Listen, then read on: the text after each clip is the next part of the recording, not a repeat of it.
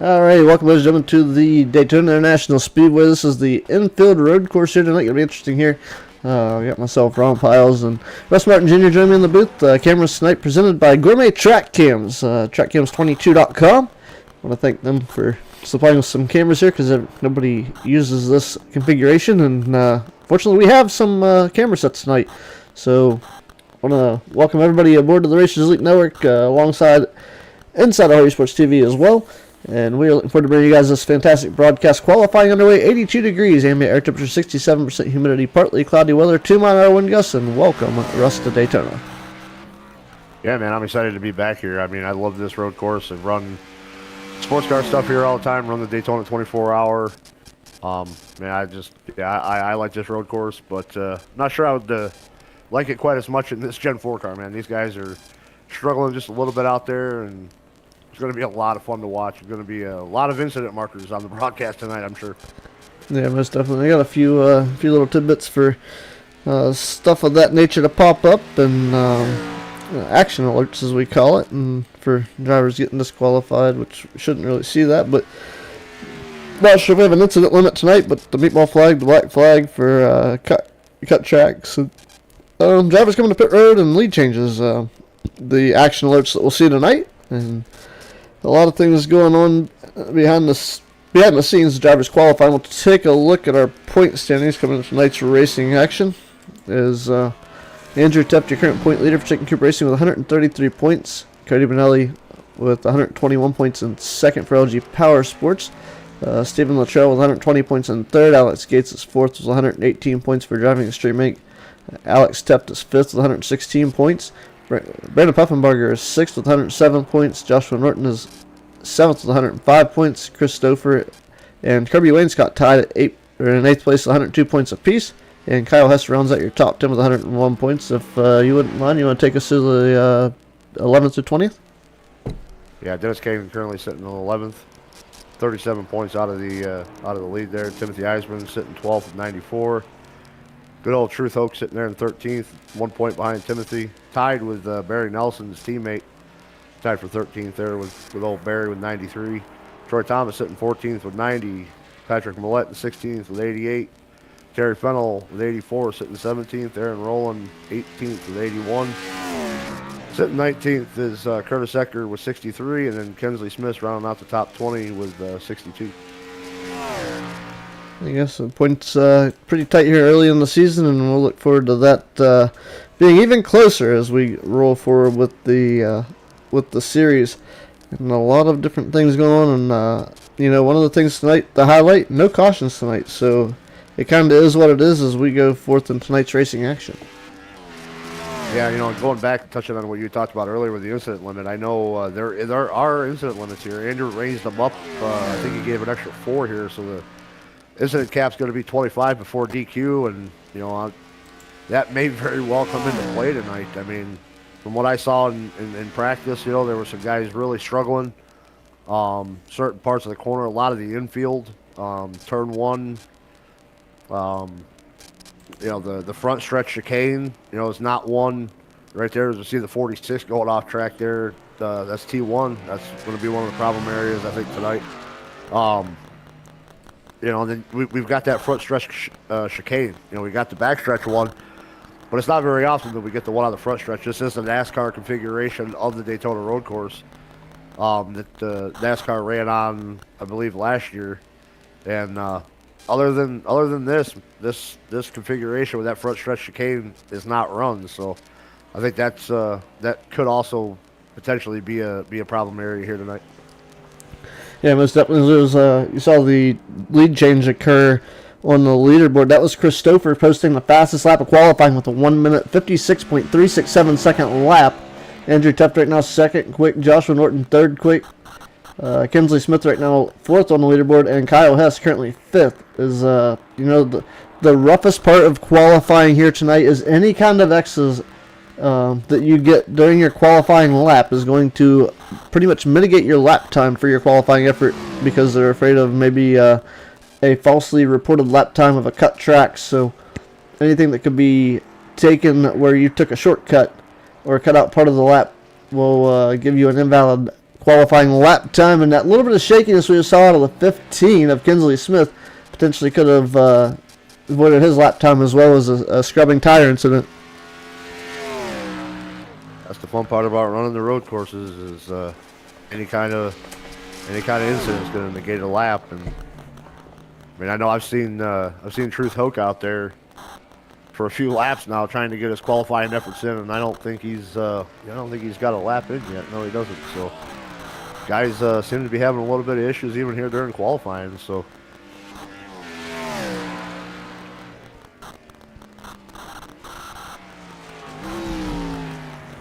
Yeah, there's a lot of different things that admins can do or race control to set up these sessions, and they can get very strict at times, as far as what happens throughout the course of your event, getting things done, and how strict it is to your racers while they're qualifying. Yeah, for sure. I mean, you've got different leniencies for qualifying, and a lot of times the leagues will put it to as strict as could be, but there might be a little bit of leniency here for the road course, but I'm just not sure.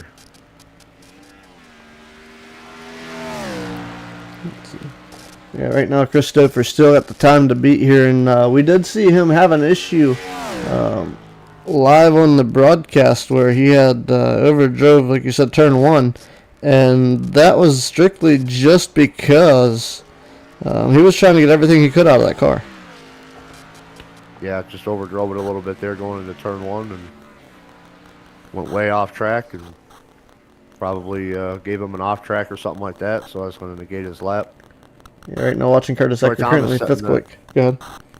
No, I was going to say, yeah, Troy Thomas setting that second lap time. It looks like he even had a little bit of problems on his second lap because he just really slowly crawled it to the line to finish it. So it's like Troy's just going to sit there in P2 with that 156.405. So he's Troy's going to be my pick to win here tonight. Troy's really good on these road courses, and he runs a lot of GT3 IMSA stuff. So I think if he can just keep that car clean and keep it on the track and negate the problems, I think he's going to be the one to beat here tonight.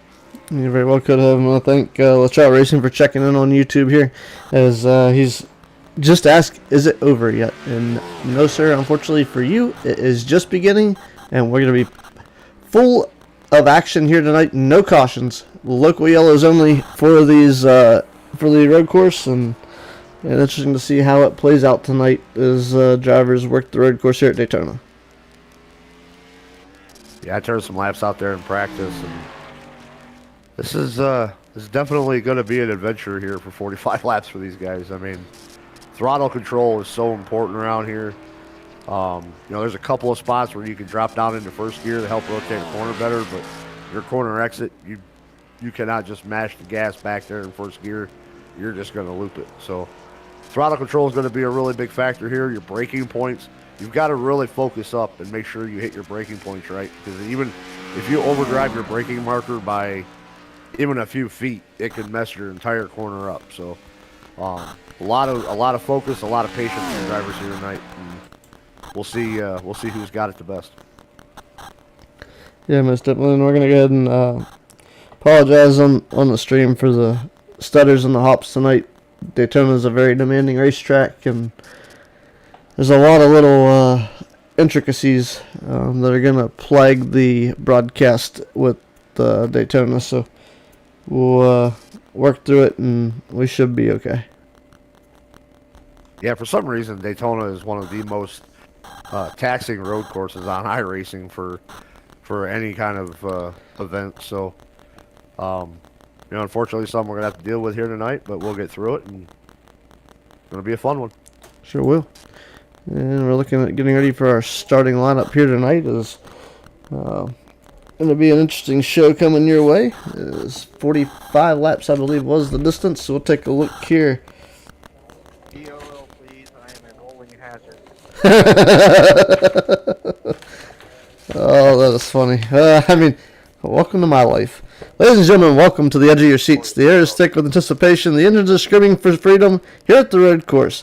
is about to burn. After a breathtaking qualifying session, which I'm sure it was for most of these drivers, the fastest drivers of the race's elite are locked, loaded, and ready to duel. From the pole position to the back of the pack, these warriors are ready to risk it all for glory and bragging rights, especially on the road course. The wait is over. It's time for tonight's main event. Here is your starting lineup. Starting on the inside of the front row is going to be the 46 of Chris Stoford. His outside of the 88 of Troy Thomas, starting P2. Inside of row number 2 in the third starting spot is going to be the 98 Miller Light Machine of Andrew Teff. His outside, Josh Norton Jr. in the 24 Marlboro Machine will start P4. Inside of number 3 in the fifth starting spot is Curtis Ecker in the number 8. To his outside, Hess Gasoling's number 86 of Kyle Hess will start P6. Inside of row number 4 in P7 will be the 15 the Napa Auto Parts ride of Kinsley Smith. To his outside, the Aflac 43 of Alex Stepp. Starting inside of row number 5 in the ninth starting spot will be the number 20 of Robert Kahn. To his outside, P10 will be the 19 of Cody Benelli. Starting inside of number 6 in the 11th starting spot is the 10th Mountain sponsored 36 of Stephen Lachon. To his outside, the number 10 of Kirby Wayne Scott will start P12. Inside of number 7 in the 13th starting spot is the 14 of Patrick Millett. To his outside will be the 55 of Saddam Nikolitz, Truth Hope. Starting inside of row number 8 in the P15 position is the outside number 4 of Dennis Kane. Starting P16 to the outside is Coors Light's 41 is Aaron Marquis. Starting inside of number 9 and 17th starting spots, the 92 of Timothy Eisman, and his outside, the Grizzly number 50 sponsored ride of Terry Pennell will start P18. Starting inside of row number 10 in the 19th starting spot is Aaron Rowland in the 66, and his outside, the 84 of Hayden Malcolm will start P20. And starting inside of number 11 and 21st is Alex Gates in the 77. His outside P22 is the 96 of Barry Nelson. He will start tailback on the field. As that is your starting lineup as the grid rolling around the speedway now, taking place, getting ready for their feature event here at the Daytona Infield Road Course. I say this initial start is going to be really interesting because they have that front stretch chicane right there, and I think when this thing goes green flag racing, there's going to be some cars still trying to come through that chicane right there. I don't think it may or may not. It's going to depend on the distance between that chicane and the start finish line, but there may be some guys stuck in that chicane right there before we actually go green. Maybe it's to see how that all plays out. Here's the field working their way around. It's a very interesting part here. No cautions, and they're working the chicane now, coming to the start-finish line. So they get a short grid here, so they'll have to be kind of ready. And it's going to be really interesting to see. I don't think we've got two drivers starting from the pits. That's Kinsley Smith and Kirby Wayne Scott, and I understand that completely. But man, this is going to get interesting. Green flag is out, and away they go.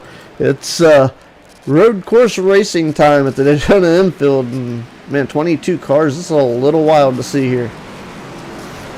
Yeah, and I know there was a couple of drivers that were asking for EOLs to start the race. I know Steve Luttrell was one of them. I think Barry Nelson might have been another one, but may not be a bad idea if you're not exactly comfortable getting around this place. We got one off already, nosed into the wall. Aaron Rowland, 66. Aaron Rowland. He's trying to keep an eye on who they are. You might have to tow that thing. The 24 Joshua and Norton's around as well. He's getting turned back around. I didn't see any contact. The 92 Eisman's off of Truth Hoke. He gets off in that grass, came right across the nose of Truth. We see Truth getting in the grass there, coming out of that little kink there, the infield. Very exciting first lap already, and we're just about halfway done with it. Yeah, it's Kirby Wayne Scott got a scot-free exit of the pits, so he's going to be trying to sneak out there as well to see if he can catch a little bit of leeway here and get a few spots. But he's in mind his own. He can probably work his way through the field when it's all said and done. But everybody's single filing out now. They kind of had their battles for the moment. Now it's going to be pick and choose, and a great pass now going on. I believe that was Robert Collin got around Curtis Ecker. So that battle for 6 now as he makes that pass. And this little dive right there through the infield chicane there. It's a little damage to the nose of Curtis Ecker's car there. Yeah, I wouldn't be surprised if there's a few guys with a little bit of nose damage on that initial start. Yeah, good angle here. Had a good shot of the chicane, the bus stop in the backstretch was pretty awesome there. I'm seeing Dennis Kane calling that he's going to be coming on the pit road. A couple guys missing the exit of that front stretch chicane. I think it was Truth Hope, one Those of are them. all, and the thing of it is that those are all going to be incident points. And, you know, I talked about that earlier. The incident points may become a factor here later on, you know, as this race progresses. Maybe I should turn the DQ disqualified action alert, but it is on tonight, so we will see it. So if it happens to pop up, Him coming down pit road, he must have got some damage in that first lap. yeah, it's Either that or he was playing the smart move and getting his lap in and starting and parking. he said, "I'm not ruining it over this." Kirby Wainscott's coming in too. Kirby back to pit road, and that's kind of interesting. He started from the pits. He started in the pits. Yeah, I was saying he started in the pits. One and done. He's oh, we got cars bouncing all over the racetrack Barry. here.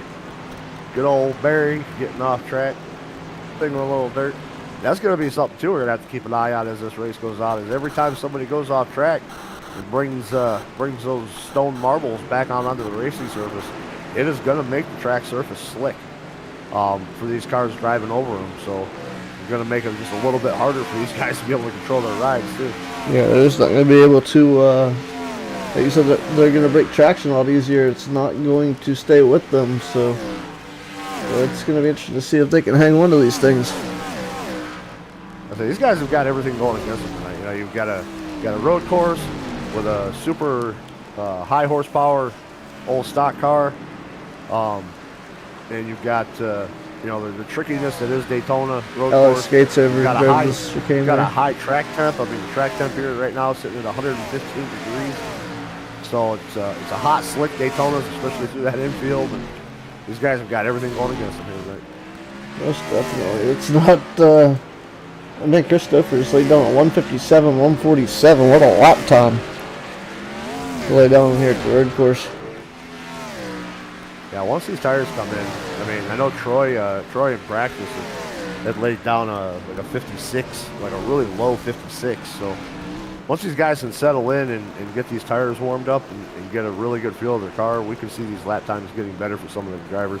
And there goes Barry off track again. Poor Barry. Just Hook also had some issues. Yeah, Trent just locked the brakes up. That's you know what?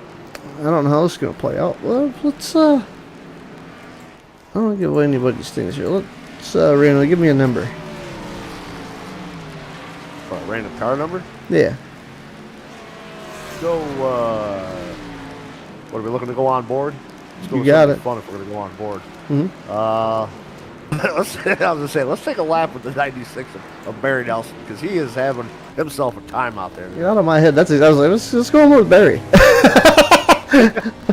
He's gonna watch the broadcast back and he's gonna say, "You some bitches." Mm-hmm. There we go. Let's give him a nice little graphic and everything. Give him the time of his life. He's getting out there, getting after it. I mean, look at those high RPMs. No wonder he gets down the racetrack. It's like 8-9 grand. Yeah. Woo. Yeah. Yep. That is what you call I it. turned some laps out here. I was really surprised at the RPMs. He's in the wall bashing Barry at it again, my buddy. Well, I mean, they already don't have the track wide enough everywhere else, so I mean, why not the backstretch too? Exactly. Yep. See, and this is one of the things with this car here. You know, when I was out there running it, coming down into that backstretch chicane right there, I was really surprised at how early you have to lift out of the throttle. When you come here with like any of those sports cars, you can normally let off and start braking between the 1 and the 2 board on the wall. With these cars, I had to start lifting at the light on the light before the 3 board in order to make that infield chicane. So it's a lot different in these Gen 4s. Yeah, boy, that's man, he's got fuel pressure. Man, this thing's really running 7 psi. Wow, I can't believe that. Just trying to read into things too. Oh man, what a save! I was just gonna say Barry had a really good entry to 1 right there, but It was excellent. a little bit too much throttle, got loose. Let's see. It seems like he. I mean, I tell you, I tried to drive the SRX cars the other night, and I could do it, but I was not consistent. I was falling off like crazy. It was a rough go. Yeah, the SRX cars are a whole nother beast too. Yeah, it was fun to try. I mean, And I've come to know that with every car that's in the iRacing simulator, wow, look at Truth, what a save. Right in front of Barry here. Getting loose. Getting squirrely. Oof, Alex Gates just barely missed that barrier there, that tire barrier. All right, so we've had our fun here with Barry, seeing what it's like to struggle around here. Let's jump on board with the 88 of Troy Thomas. Let's see what how Troy's getting around here. Because Troy, like I said, he was fastest in practice. He laid a really good lap time there in practice, and I'm interested to see what his braking points and his shifting points are like. They can't be too far off of what Chris Stouffer's is, as he's trying to stay with them. There's about a half a second, 3/4 second gap now to Chris Stouffer. But man, I tell you what, I think Troy's running a good deal harder here as his entry points. They're running a little bit center, but Chris Stouffer is able to kind of stretch that back out a little bit there as they do a little corner exit maneuver to the next set of turns. And I'll tell you what, Troy was all over the brakes and downshifting like crazy getting into this corner, and my a little loose there. He wanted a little much. Track's hot. Yep. It's nice and slick. Not to mention anything added that might have got tossed out there since the last time he went to that turn. Yeah. As I said, Troy's trying to, I mean, at least stick with Stouffer. I mean, you know, a little early yet to try to really be pushing. And I know Troy's pretty patient when it comes to road course stuff. So, I mean, plus you got to figure too, you know, we've got at least 3 pit stops here tonight for fuel for these guys. We've got a fuel run of about 12 to 13 laps. Oof. So, you know, there's still plenty of time for mistakes. Especially trying to get it on. I was gonna say, especially trying to get onto this pit road and get off of this pit road. This pit road exit is an absolute nightmare. So, you know, there's still plenty of time for Chris in that 46 to make a mistake and for Troy to capitalize on that. Troy just needs to focus on running his own race, not really try to worry about, you know, Stouffer too awful much at this point. Yeah, I'm worried about the one of the biggest things that happens is the rumbles and stumbles of road courses. How upset did the Gym 4 feel to you earlier when you were running your practice laps going across the rumble strips? Oh, it was angry. Yeah, it was angry. I mean, it was about as angry as a housewife to her husband that didn't take out the trash for like the 3rd day in a row. Yeah, it was pretty bad. And more angry than the koala on the, what was the name of that movie with the parrot? Was it parrot? Yeah. Napoleon. You got it. It's an older movie. But no, it was a movie about a dog that got lost, and he was going to go try to look at the wild dogs. Yeah. They're close. No, it was a movie called Napoleon. That's the name of the puppy. But yeah. I was saying Napoleon Dynamite. Gosh. There you go. Exactly. Especially in these things. All right. Well, we watched Troy get around here a little bit. Andrew is gapped out 12 seconds over that. So somebody flip a coin. Yeah. Chris or Troy? What was I say? Yeah, these top 2 guys have really checked out from everybody else. I mean, a 12-second gap back there to Andrew running in 3rd. I mean, Stouffer and Thomas, 2 right now, the 2 elite guys in this field. Well, they're definitely showing out, and I won't say showing off yet, but they're getting there. Yeah, they're getting there. See if the intensity picks up on the final stint of this thing at all for some of these guys, but they're kind of at the point where they probably had to get going at the start of this because Stouffer and Thomas are making a statement. Yep. And we don't have our outs yet, but Aaron Rowland is on the racetrack. Kirby Wainscott, Dennis Kane still on pit road. So I'd imagine either some really bad damage or they just kind of want to sit and watch this one. Yeah, I was going to say, they should have their fast repairs still. But right now I'm showing Dennis Kane and Kirby Wainscott both being 3 laps down. So, and they both came in. Well, Dennis came in right after the 1st lap, but I think Kirby came in around the 2nd lap. So, yeah, Millette and Cody Benelli both black flags there, furrow black flags for cutting the course. 1.8 and 1.6 second penalties that they have to give up, and that's not going to help anybody catch those leaders any faster. No, not at all. That's one thing too. You got to watch out for those slowdown penalties. So how about this? Biggest movers already. Alex Gates has jumped 12 spots, currently in 9th, started 21st. How about that? Big jump for Alex. Right as we're talking about him, he got loose and almost went down pit road. Well, yeah, I mean, Truth's already a lap down, so or no, he's not. Truth, that was a battle for position. Truth took that from him, so now he's going to go back a spot. So Barry Nelson up 9 spots from currently 13th. So that's interesting as well. From 22nd, so just from the tail. Hayden Malcolm up 9 spots, 20th to 11th, and Truth Oak up 6, so like 14th to 8th. And Patrick Millette up 6 from 13th to 7th. As I said, it looked like Cody just kind of let Truth go and didn't want to put up much of a fight right there. I mean, these corners are not very forgiving as much as some of these drivers are, so. Yep. So Cody getting really loose there on the throttle just a little bit too hard, too soon. Yeah, Truth's carrying around that. Flying too. Truth's carrying around that damage on the right front. That's the greatest thing about this road course is these guys use their bumpers. They haven't really purposefully moved anybody in generally speaking, that we can prove.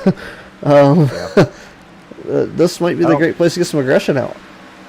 Yeah, I was gonna say with these cars here, you don't want to aggressively attempt to move somebody because you'll move yourself at the same time.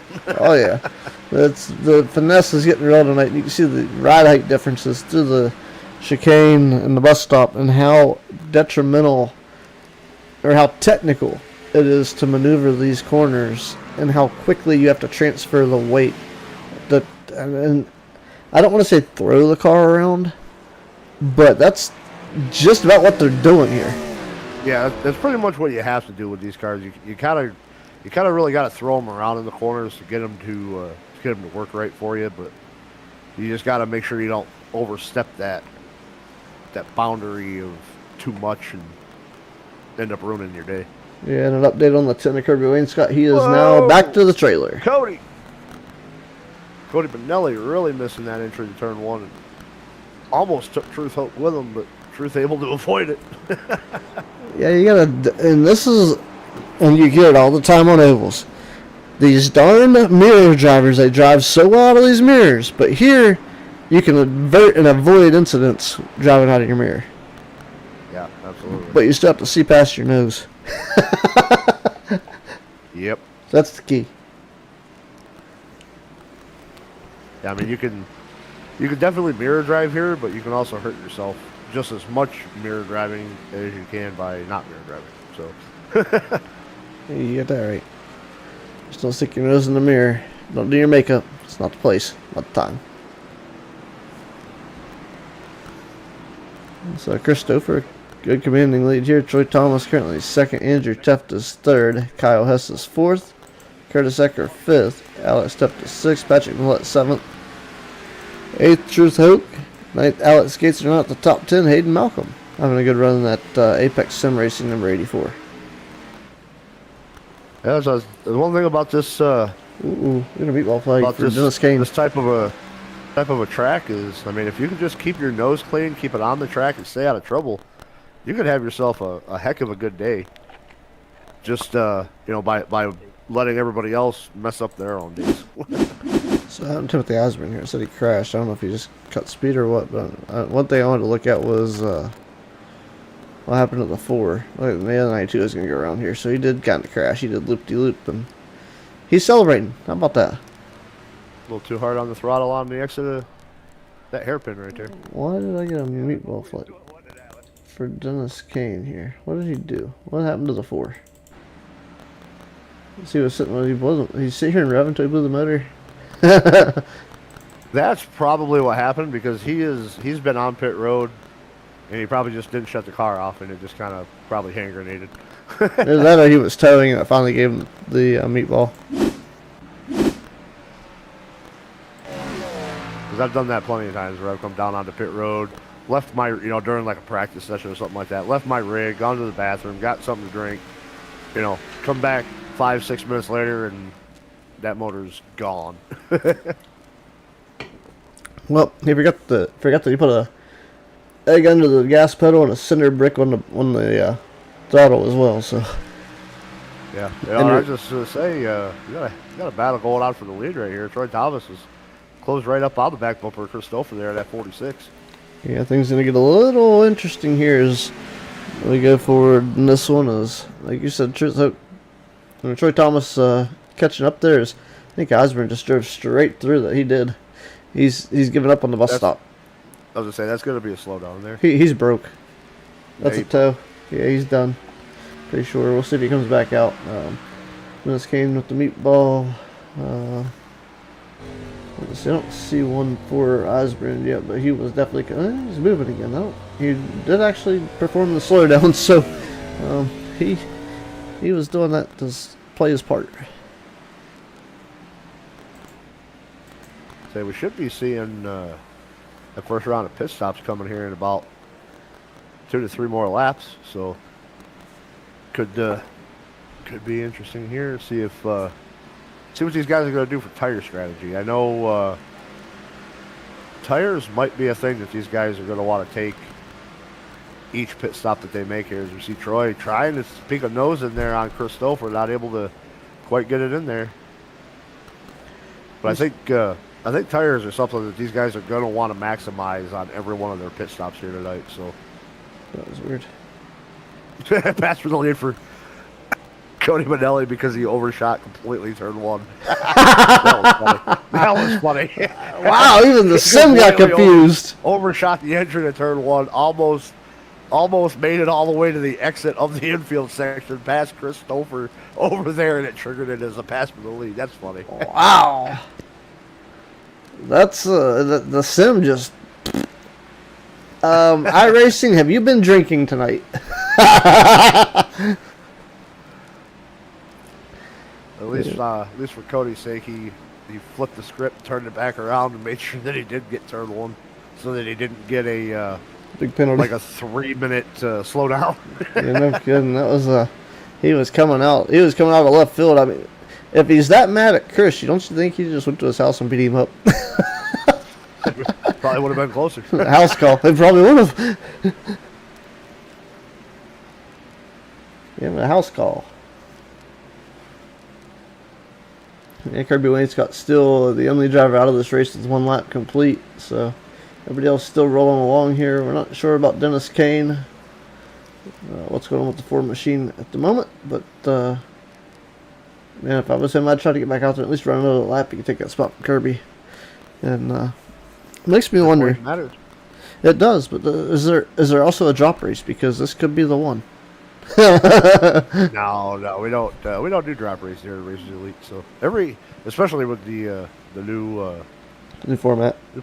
the new points format. I mean, every point is going to matter. So yeah, I mean, even if Dennis popped that motor, he goes in there, hits that fast repair, goes out and turns 1 more lap. It's going to be 1 lap more than Dennis or than Kirby. Yeah. Well, it's already showing Dennis being in front of Kirby, so they're both It the same is, amount of yeah. laps now. But yeah, I just noticed that. Yeah, I see it now. I was looking at my admin app over here, and it scores him in front of Kirby, but it has him listed under Kirby, and it's a little flopped. There's the 84 on pit road now. That's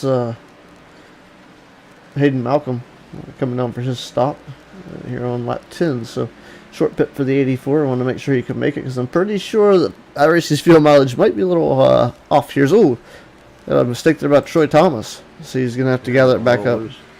Just Yeah, a little loose there on the exit of that cane. Maybe the tire wear is starting to come into play here a little bit. Yeah, that or somebody left him something. He found it. Message in a bottle, maybe. Could very well be too. Return to sender. It's meant for Christopher. We don't want it. We don't. Troy Thomas is going to make down pit road now. Yep, he said that mistake was bad. Oh, we had a wreck there involving the 41 as well. Aaron Marquis around. Oh, he actually made contact with something there. Yeah, that bumper's barely hanging on. Ooh, he's on the skate now. What was that? 18 wheels is still trucking him back in the day, or roller skating the grass. The references are strong here tonight. That's Gasoline Kyle S86 in second. Now he'll move up and make a pass on Troy Thomas here, but you know, it's just that pit stop. So Hess will have to make that stop as well as Patrick Millett in the 14 now in coming into the pits. Is Got a couple guys coming down. Curtis Eckert, Alex Gates looks like.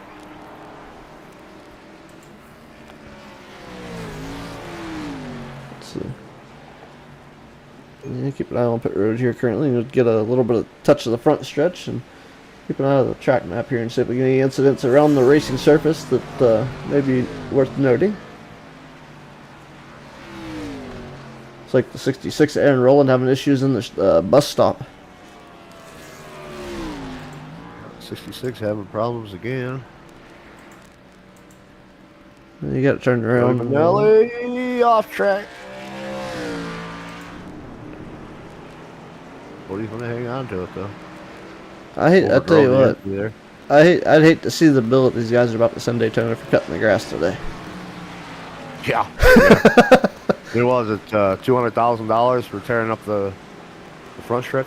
Yeah. Hope Andrew's ready for that bill. Yeah. Gonna be a hefty fine. Hefty. Aaron Marquis now coming to pit road, as well as Christopher now coming down. Let's see differences in stops here. We know we're gonna see tires. At least we think we are. Let's see what Stouffer does here on his pit stop. And right sides. I was gonna say, wait a minute here. I was gonna say, go no tire. That's awfully brave to go no tires. That's ballsy. Yeah, you got 4 tire stop here in field. Four tire change. You have that tear off I while you're at track, it. I said with this track, this this tire or this car, definitely gonna want to maximize the fresh tires.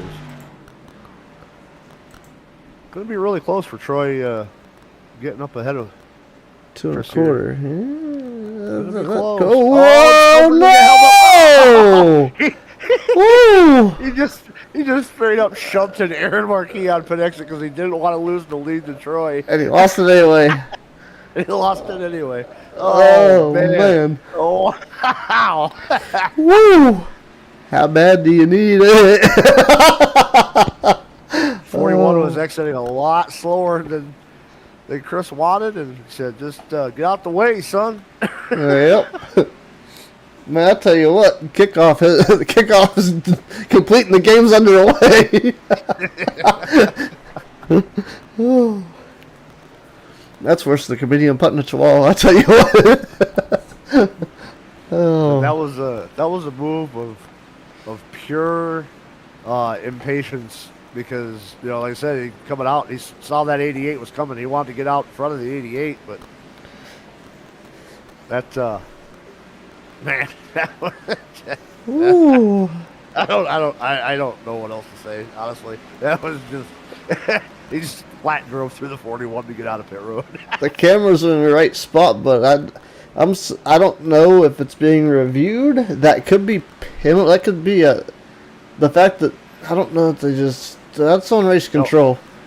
Yeah, I was gonna say I don't know if that would be or not. I mean, it might be reviewed post race if Aaron were to maybe file a protest type of a thing, but I don't know.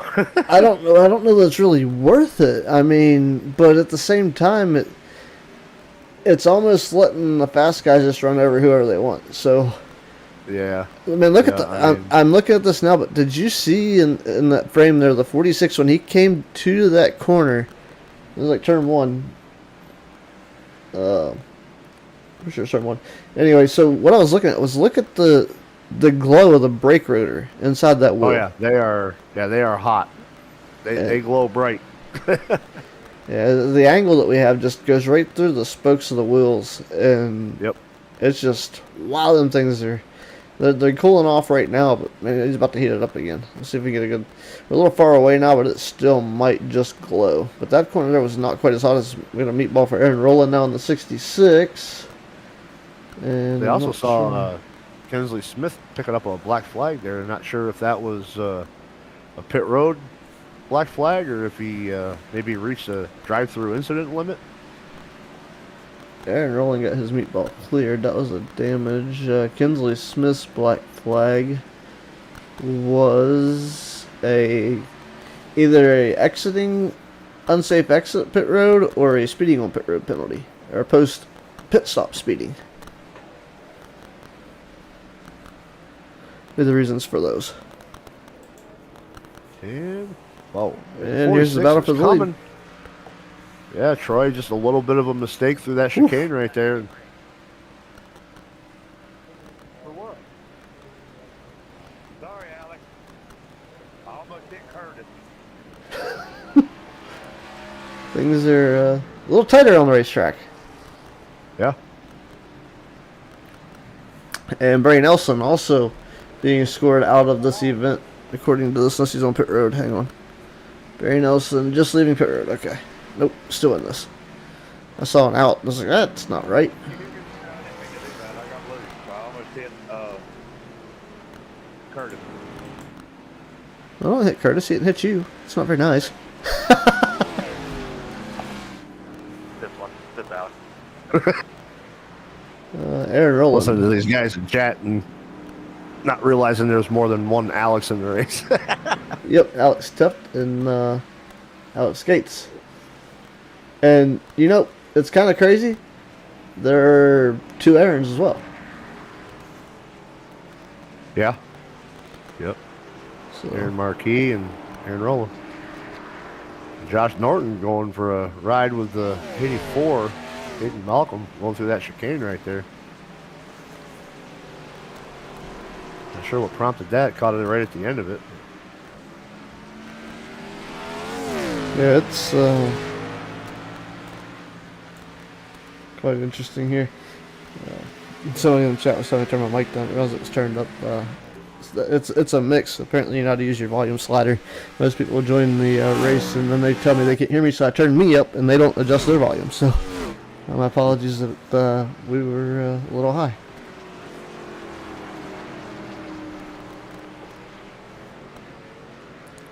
So they've highlighted these guys pretty well. Andrew Tuft back here currently battling with Kyle Hess for the third spot. So Andrew trying to hold off the 86 car. Andrew with a pretty good rebound. I saw he had fallen back quite a ways right before that round of pit stops happened. So maybe he had a little bit of a different pit strategy than everybody else to leapfrog him as many spots as what he has picked up. Because I think I saw him back around the 12th or 13th spot before that round of pit stops. So That would have been because he came in on lap 10. So he has got a slightly different pit strategy than the other drivers here as well. So speaking of pit strategies, let's see what we got on pit stop stats here for your top 18. So looks like repair or four tires. Yeah. yeah, looks like it. Well, Barry Nelson went fuel only. Oh, that's ballsy. No But he just came down pit road though too. Yeah. Well, that was just now. That was a lap ago. So Yep. he probably. Looks like Andrew two had a little stops. bit of a problem there. He lost a spot to Kyle Hess. Yeah, Bray Nelson, two stops, so that's why. Three drivers with their pairs: Kirby Lane Scott, Kendra Smith, Kyle Hess. Aaron Rowland now looks to be being scored out of this event in the 66 as well. Let's see if he's not with us. Yeah, he's loaded up. Look at Aaron Marquis damage to the front of that car. He's still rolling around with that busted up bumper. Yep. Just riding around. Oh, busted up rear bumper too. Front and rear.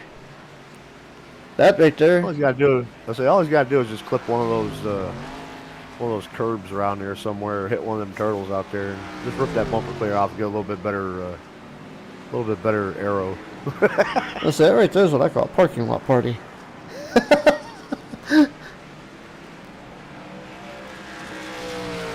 His nose is waving hi to everybody. It's just real friendly. So he's just flapping in the breeze. You got a little poke through of the bumper bracket behind Roll bar. there. Yeah. Yeah, bumper bracket roll bar. Right. Just saying hi to everybody. Timothy Eisburn hanging with us. He's in the 92, and a little bit of damage to the quarter panel there, but he's still rolling along with us. A little bit of damage to the right front.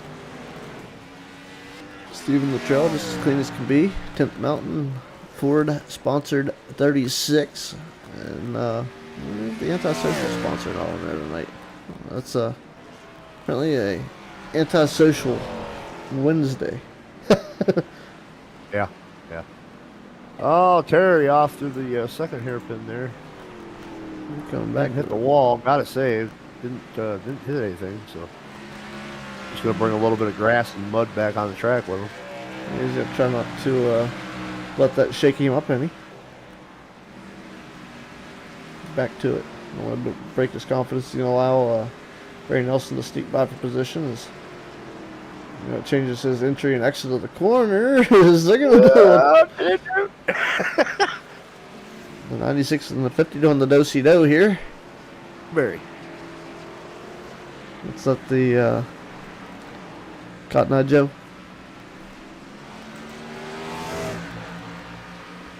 Kinsley Smith powering along here pretty strong as well in the 15. Out here by himself, just kind of minding his own, running in 14th.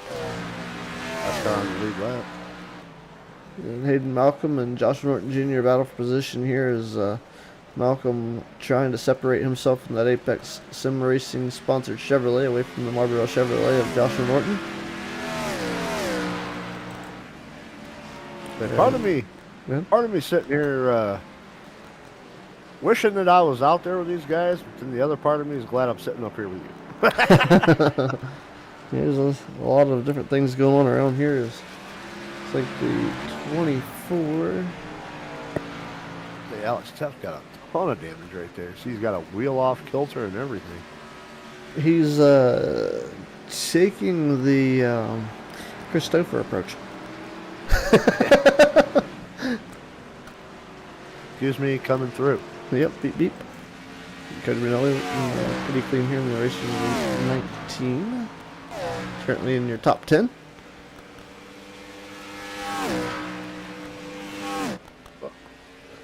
Terry around again back there. Oh, no, that's good. Oh, somebody's in the wall hard. That's the 43. Curtis Ecker, maybe? Alex Teft. Curtis Ecker. Curtis Ecker may be the one that went around back there. Alex Teft in the wall. That was a hard look in the wall. We're going to pull that out actually. Let's look at Barry Nelson's incident. Then we'll look at Alex Teft's. And so I think Barry took a... Did he take a turtle? No? Oh, he did a do-si-do. Oh, he did get the wall, though. Oh, hang on. Well, that was something. You were close, though. Josh Norton's got a meatball flag. So we got 3 instances to look at. That's the first one. Let's look at Alex's double do-si-do here with the bumper already missing. And it was over. Yeah, there he goes. Oh, man. Slide. He got it right. R.I.P. Cone. Yep. Oh, R.I.P. wall. That's what I saw. I saw that from a distance. Like, who's ever there playing in the grass? and then the last one we got here. He's going to pits now. So Josh Norton Jr. had some issues, and we've got a broken right front. Yes, we do. Looks like you got a broken everything on that car right now. When did we do that? I'm going to hear about this. Oh, but no wonder he crashed. Let's back this up real quick here. See, when did the broken right front happen? There's a little more to the story than what's being done. Oh, man, there's a nose and everything. What the heck? It's already broke. So how did he break the right front? So you have to go back farther than that. Right there. Oh, no. No, there it is. Right there. It just right didn't turn. It didn't. Boom. It was already flat. That's where the front end damage went. And then it tucked the nose and terrible. Unfortunately, it looks like that incident for Barry is going to end his night. Going to load it up and head home. Yeah, looks to be so. Contenders are falling by the lap. They are, but I'll tell you what, the ones that aren't falling, Christopher, Troy Thomas. Yeah, it looks like Troy's falling back just a little bit from Chris after that bold move from from Chris trying to get the lead from Troy out of that backstretch chicane, and looks like Troy's just kind of falling back, maybe conserving a little bit of tire or something, knowing he's got that big gap back there to Kyle Hess in third. So Yeah, something interesting. I know there was something Troy wasn't very happy about with Chris when he made that pass. So I don't know if, like I said, maybe Troy's trying to conserve just a little bit of tire. Maybe going to go with a little bit of a differing tire strategy on the second round of pit stops or something. But yeah, not keeping it right with Chris right now. I think the Nitrous Cowboy just saving this whole car. That's a different strategy there. You know, could very well be. Second place points pay more than 15th place points. That's right. You know, Troy's out there just keeping it all together versus what we saw a little bit ago go in the other direction with the race lead. 6-second gap, no big deal. You got this. Stay in. Still plenty of. Still plenty of time We're left for something to happen here. Just short of halfway yet. About 3 laps shy of halfway. Time flies when you're having fun. These guys are making it interesting. Oh yeah, it's definitely fun to watch up here in the booth. It's this has been quite the show so far.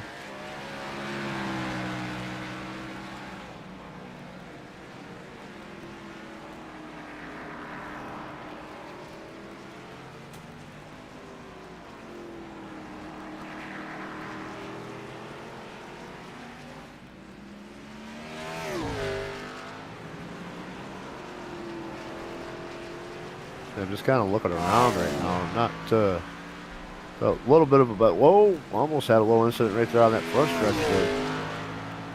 That was the 20 of Robert Kahn got a little bit loose through that front stretch chicane, and Cody Benelli decided to not take the chicane to avoid getting into him at all. I'm not sure Cody's going to have to slow down and give up some of that time, but it was a close call for the 20 there.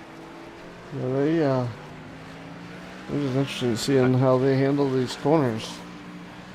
I was saying I do gotta commend Rob there with that Tony Stewart paint scheme. Tony's my guy, and got to commend him for throwing the old smoke paint on there. We did see Cody end up coming to a stop back there to give up that time the time penalty that he got for running right straight through that chicane. So yeah, this definitely is. Eisburn's now on pit road. Not sure why. It's a little safer coming, through pit road than it is to actually going through turn one. I don't know about that, because if you're going through turn one, you overshoot it, you take the leader out. Yeah, that's true. So turn one's not the most dangerous corner here. It's like turn 7.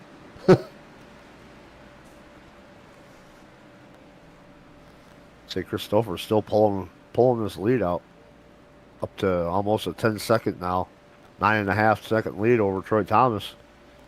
I think Troy's maybe trying to save his stuff here, try to save some tire. Maybe gonna go with a no tire strategy for this second stop, just to see if he can really leapfrog the 46 and then take tires on the last stop. That'd be interesting. Because, I mean, Troy kept right with Chris that entire first stint. And like I said, for him to have this kind of a gap, it makes me feel like he's trying to save. He's trying to save to pull some kind of a pit strategy here over Chris. I could be wrong. He could just be mad and not want to deal with it. So, but I know Troy too, and Troy wants to win just as bad as anybody else. So. I mean, we're seeing that lap time falling way off. And he could Is he be okay? Well, let's check in on the 88 because that time is dropping fast. Let's check in on the 88. He could be saving fuel too. That could be. Try to stretch it. I mean, he looks good. That just went from 9.5 seconds to 23.5 in the matter of a lap. So he looks okay. I don't see any. Let's do a little browse here. We see a little crashy crash action. He might have broke some traction here. Look at the insurance center's incorporated instant replay. And okay, that's where he lost all the time. That's where he lost all that time. Okay. Well, he definitely not saving any tires or fuel doing that. Nah, But yeah, not saving any tire doing that for sure. nope. Somebody left him a present. Somebody left a banana or a ricochet bomb and a little bouncing bulldog coming his way. A little Mario Kart action. Yeah. Stretch it out a little bit. Say, now with this big of a gap, I mean, Chris can pretty much take it easy for the rest of this race and walk off a win here. Maybe. He's still prone to incidents too. He's not. But that's what I'm saying. Like having this big of a gap back to Detroit, he can kind of take it a little bit more easy, be a little bit more conscientious about his throttle control, braking points. You know, he can really kind of take it easy and bring this thing home. I mean, if you're in the top 11 right now, you're kind of hanging out anyway. Yeah, they're going to finish out the lead lap. Now, I will say things might be a little tight between 5th on back, from 5th to 10th. Yeah, I'm seeing a little bit of a battle here with trying to see if I can get these grandstands out of the way. We got Curtis Secker, Cody Benelli, and Robert Kahn right there kind of running nose to tail. Robert's kind of pulling a little bit from Curtis Secker now, but they were a little bit closer about a half lap ago. So Yeah, they're pretty tight there. Curtis Secker and Benelli, though, that's a tight one there. They're right there together, because that's going to change. I think the difference there is just Benelli has a better looking nose, no damage. yeah, I was gonna say Curtis has got a little bit of damage to the nose. Cody's kept that thing fairly clean for most of the night. A couple of incidents with looseness, but other than that, he's kept that fairly clean. Aaron Markey in the 41, maybe having some issues. And I was gonna say it as I say that, Cody almost takes that wall on the exit from the infield. Well, oh I my mean, goodness! at least he avoided the X's, did not get a penalty for that. Yeah. That's a good side. Oh, Aaron Marquis disqualified. Incident points. Yep, Incident there they go. I said it was probably going to be in effect for somebody here. Let's take a look at the incident that put him out of this. Unfortunately, 1 point at a time. I don't know where you get to see it. There we go. Oh! And a loss of control sends him packing. Yep. Hate to see it. Well, thanks for coming and thanks for trying, and better luck next time. Alex Gates finds his way to pit road with Andrew Teff, Patrick Mollett. Let's another 4-tire stop for the 98 machine. And we have our first victim to the disqualification board tonight. Yeah. And it came just about halfway through. So Yeah, the question is how close is everybody else? Everybody else. Yeah, that's the question. I mean, yeah, we don't know. You know how many. That's the one thing I wish we could track is, you know, as non-competitors, is what driver incident points are looking like. But unfortunately, we can't see that in real time. And Well, iRacing knows how that would go if we knew if somebody was getting close. You just get there and give them a nice little drafty bump. See ya. Pack your stuff up. Time to go home. yeah, Especially the officials. like I said, I can see it when we're on the track, but I wish since we're not on the track, I wish there was a way that we could. I think that we they can see could it. open up a permission as a spectator, because I'm looking, but not a. because I'm looking. Not a I'm crew looking at it right now. I'm looking at the results and the stats. I mean, we're showing, I'm seeing Dennis and Josh with meatballs, Aaron done, Barry Nelson done, but the incident points are just dashes all the way down the leaderboard. Well, So fortunately, they haven't been disqualified. Those ones they have meatball flags. yeah, Josh Norton and Dennis Kane just have the meatballs. Aaron's the only one that He has took been himself out of disqualified. I thought he took himself out. Oh, never mind. Roland Marquis has been DQ'd, yes. Yeah, just so yeah, Aaron Marquis is the only one with the DQ Back to the for incident points there. Aaron and Alex thing. Multiple. Oh, that little chicane there, I could have sworn somebody was going the wrong way. Oh, was it Curtis Ecker getting loose? Looked like it. No, Terry Fennell getting loose Pit there. stop. That was Terry Fennell on the exit of that infield hairpin. Well, he's still sliding. He's still having fun. He's, Just racking up that bill for Andrew for the torn up grass. he's also working his way out of this race to keep that up because he's been Yeah, how's it? highlighted pretty good there.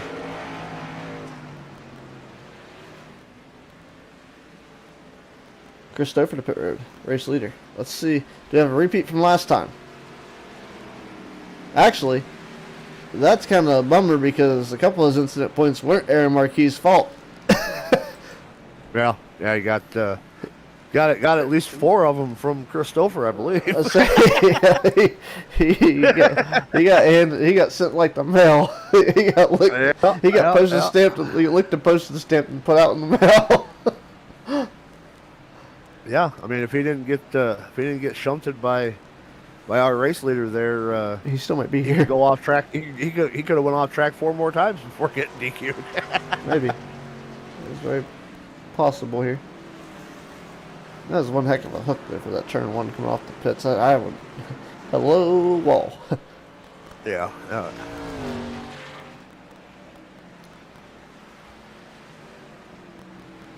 Yeah, I know if I was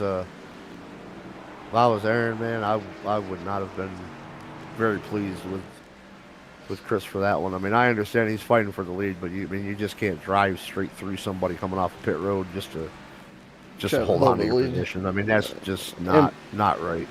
And you know what? That was a straight fell anyway. But Yep. in the end, right now, the man's the race leader, so that's a post-race evaluation, unfortunately. Out of our hands. If something gets done about it, fine. If not, agree to disagree. If not, I would say, yeah, I mean, if not, I mean, agree to disagree. I mean, like I said, I mean, I'm not a fan of that stuff. I mean, if I was the admin, I would issue a post race penalty. So I mean, I'd maybe let the win stand, but dock some points or do something like that. Oh, no. You know what we're doing? This is a road course. We're doing a drive-through, stop and hold 30 seconds. Yeah. That's what we're doing. I mean, it was early enough. He could have actually. I don't know. He could have come back from that, but you can't, unless there was other simulating circumstances that we don't understand here in the booth, because race control was involved in a conversation elsewhere. Then that's fine. You know, like, hey, maybe something was going on with that car that he had to hit the brakes, and it was just a bad time. You know, bad timing on both parties. You know, he came out and he was having an issue and was trying to get it fixed, and unfortunately Chris nowhere to go. Maybe so. There's just stuff we don't know. Yeah. Like I said, it's all something, you know, like I said, like a post-race review. I mean, from where I was sitting, you know, it looked like Chris just flat drove through the 41 to maintain his track position on the 88. Rest of slap the gavel. It's over. just like, I mean, you know, and being up here in the booth, you know, it's one thing with me, you know, I'll always call it as I see it. Doesn't matter who it is. I just know, like I said, from what I saw, wasn't a fan of it. But like I say, you know, like we said, there could be different circumstances that we're not aware of and wouldn't know until, you know, after the race. I, you know, could go back and take a look at the replay myself and see. But you know, sitting here in the booth, seeing it as we are, that's how I'm going to call it. Was he just flat drove through the 41 there? Yep. Oh, Cody Benelli got a spin coming out of the infield chicane. I think that's about the only time I've seen him have a bigger problem than I able to keep it out of the wall. But we got Alex Teft spinning around coming out of the infield section of the. That's like back onto the NASCAR. That's his trouble spot. Mm-hmm.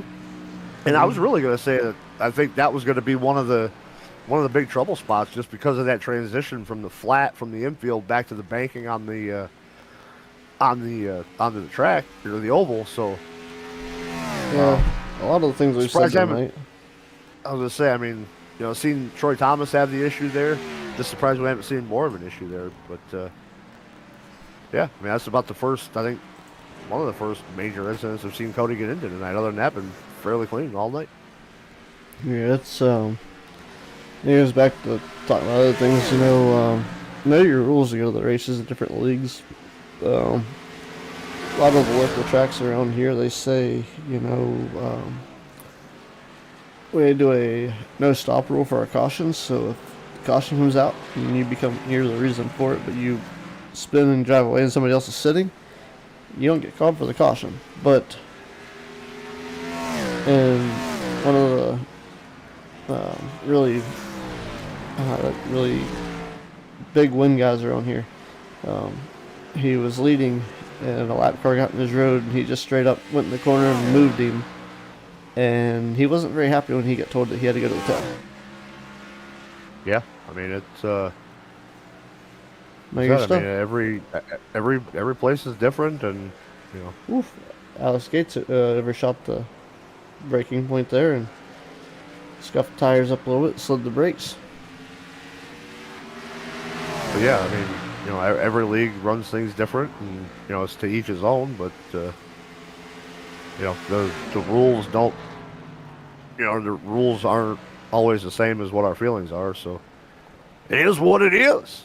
That's right. And you don't always see what everybody else sees. So, ooh, Exactly it. Oh, 20 car getting into the wall. Alex getting a little loose right there, getting into the wall a little bit. yeah, Robert Kahn a little heavy on the throttle coming out of there and was not able to get the brake quick enough. Was gonna take a little taste out of the wall. So you know what? Alex locking them up there.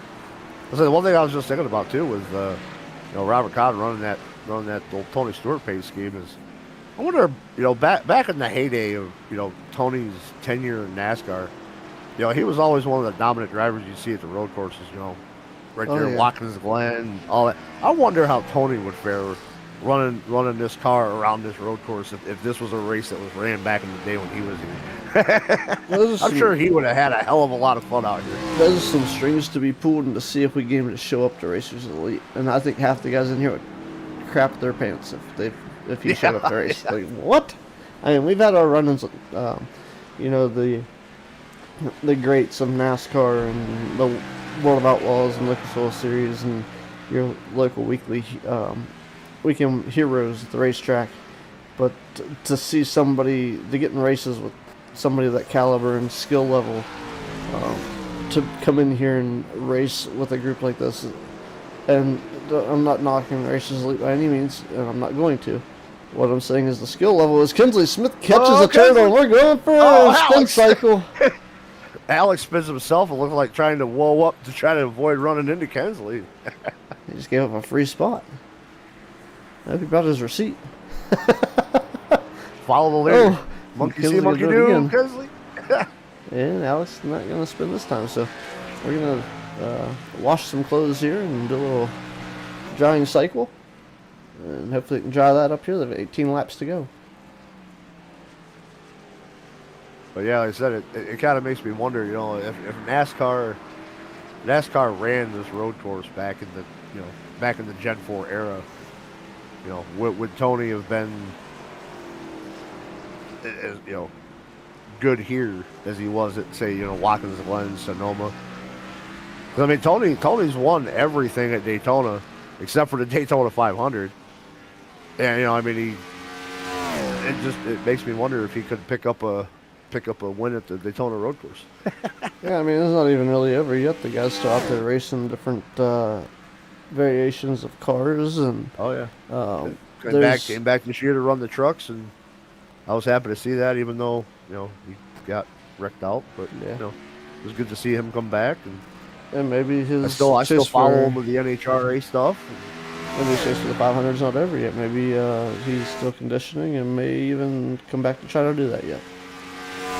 Yeah, I don't know.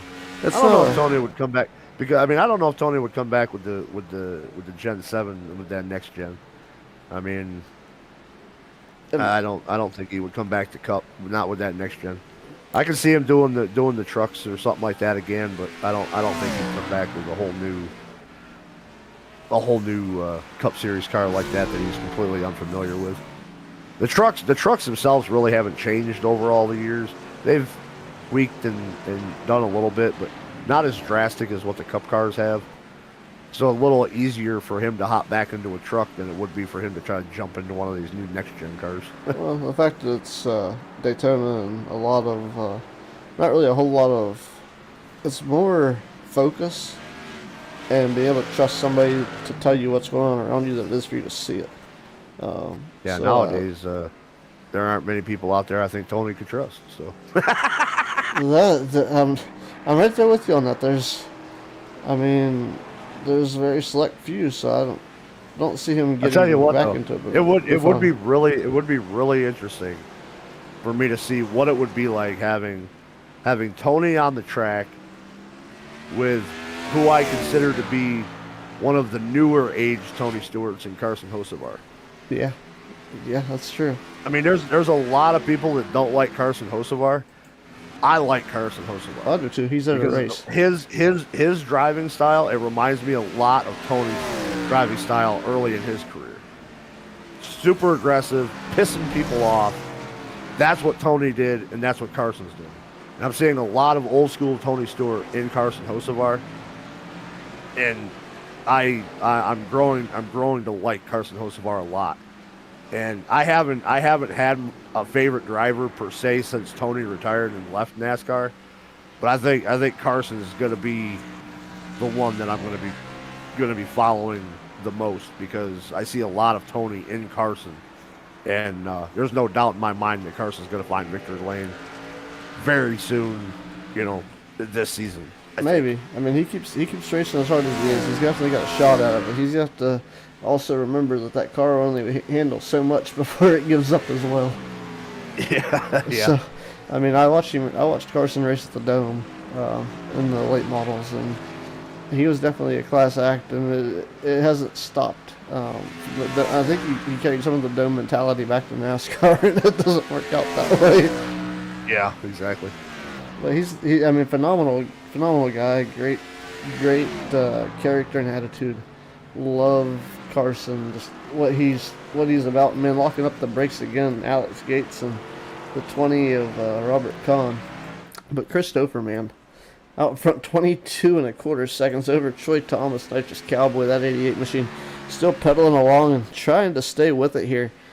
Kyle Hess currently in third, and Andrew Tefta in fourth, and Patrick Millette, man, around out the top five. These guys are great runs. Truth going way off track. Almost got the wall, but got the turn just in time.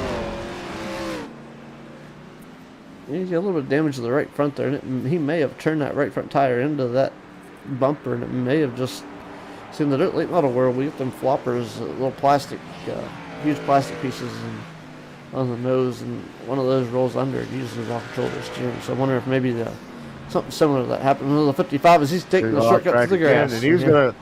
Oh no! Oh, he got it before he got back up. Wow. That could have been. That's a long way to come across. I don't know how many X's that was worth. Just probably. I think it's still just the one. That was a long way, but it was just the one.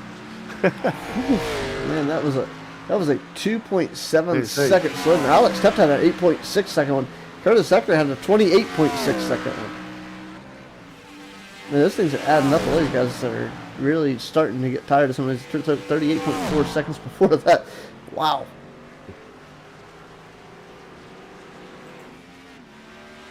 Yeah, Truth was saying it wouldn't turn, it wouldn't stop. So a little bit of an issue here. I mean, we are closing in on what would be the last round of pit stops here, probably within the next 2 to 3 laps. But yeah, cycle's already starting. Alex Tefta came in. He's at 14.7 second stop already. Oh, and Truce in the wall. He's going to have to come in this time. He's going to end up having a lot of damage. Oh, if he can hang on to it. He's gonna, yeah. I'm starting to wonder if he's getting aggravated and the X's I think are that's starting exactly to add what a lot up. of it is. Here he's coming. He was actually probably trying to come to pit road now, and he had that issue. Literally, Yeah, well, it was a good time tight. for him to have the issue because right there being by pit road, he's not going to lose too awful much. But he definitely got damage there when he smoked that wall. Yeah, most definitely. That's not good there as well. Chris Stouffer now 22.45 seconds over Troy Thomas. Kyle Hess third. Andrew Tupt fourth. Patrick Millett runs out your top five. Alex Gates is sixth in that battle with Robert Kahn. Still pretty close here for those two guys. Yeah, still raging on right there. And I don't know about Chris leading by this gap here, but I'm sure Troy being that far behind Chris and that far ahead of Alex or of Kyle Hess, I'm sure Troy's getting a little bit bored. Yeah, as long as he didn't start. Although the gap is closing just a little bit. It was about 23 seconds. Now he's got it down to about 22. So Chris may be saving a little bit, getting ready to come to pit road. Yeah, he may have slowed down a little bit, trying to make adjustments to come to pit road. Maybe he's still using the old mouse and keyboard method to select his pit stop. He's slowed down quite a good bit there. 21 seconds now. It's not real bad, but that's interesting take there. I would say maybe going back to Days of Thunder, you know, they want Troy to slow down and save some tire, but I think it's coming down to the fact that Chris Stouffer just that much slower right now. Could very well be. I mean, Chris may be, saving just a little bit of tire or something here, but At this point, why I would mean, you? they're going to have that. We're going to have that pit stop, for these guys. Anybody. I mean, I think you said Alex Teff pitted already. I mean, that's going to be a long, long way for him to try to stretch his fuel run. Don't think it's going to happen. The rumble strip cam. How about that? So I mean, for these guys here, Stouffer and Thomas, I'm expecting them either this lap or next lap once they get in that 12 around that 12 lap window to come in for their final pit stop here.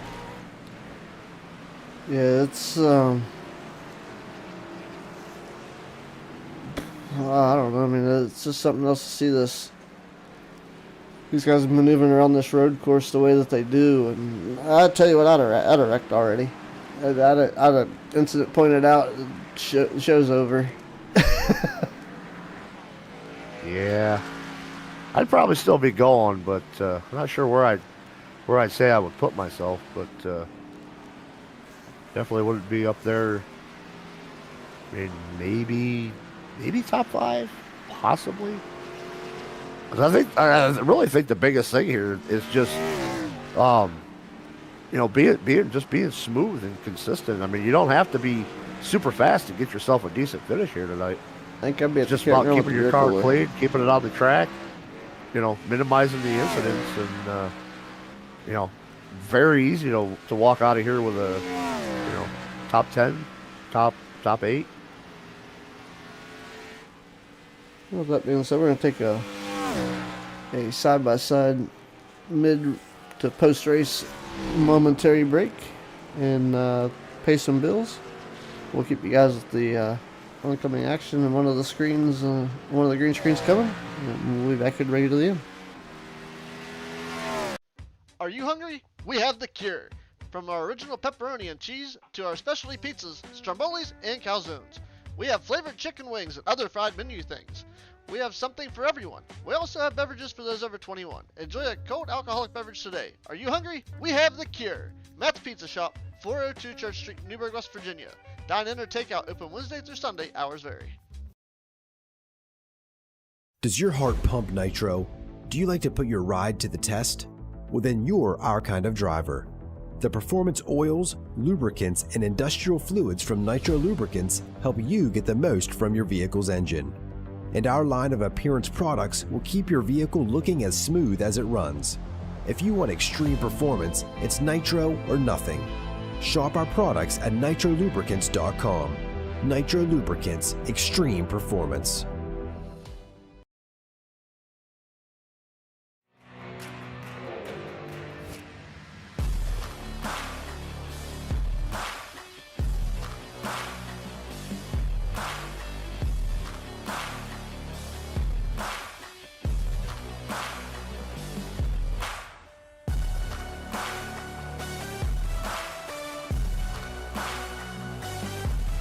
racers that win pour it in, and we appreciate you.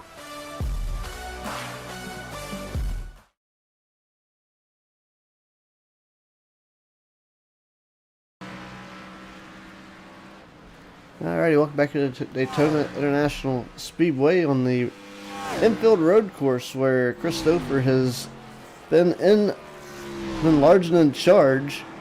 Look at that. Troy Thomas, Christopher, both the leaders throughout the course of this event. Stouffer's led 33 and continuing to command as Troy Thomas has led one lap and is still runner-up currently. And our biggest gainers haven't really changed too much. So pit stops rolling through again, and we've had some drivers. Like Alex Teff had a little bit of a problem at the end there, spinning. Got it back going again though. And hopefully he doesn't. Troy Thomas making his final pit stop of the race. See if he's going to do any kind of a different strategy. I wonder if he's going to take tires or go no tire, maybe try to leapfrog Christopher. Lindsay Smith having issues in the 15 and a bus stop. He's driving away, but he's going to lose. Nope, he's going to hold on to that spot. So, we need race control to the booth. Race control to the booth, please. We'd like to implement a caution to tighten this thing back up. Yeah. Looks like Troy did take 4 tires there. I was wondering if maybe he was going to try to pull some kind of a weird strategy, try to maybe leapfrog Stouffer, but looks like he took the safe route, took those 4 fresh tires. Yeah, I'd say there's. See what he's going to be able to. See if he's going to be able to gain much of anything on Stouffer's final pit stop. Andrew tapping out of pit road, but yeah, I'd say things were a little sketchy, and you've already got left-hander. Oh man, I tell you what, that's one we haven't seen today. Cody Benelli's missing the nose of his car. Yeah, we were talking about a little while ago about how clean he's been for most of the race. We saw him spin out there a little while ago, but now he's missing the whole front bumper. Let's take a look at what happened to the 30 or 19 on lap 34 here. And I haven't seen it overshoot turn 1.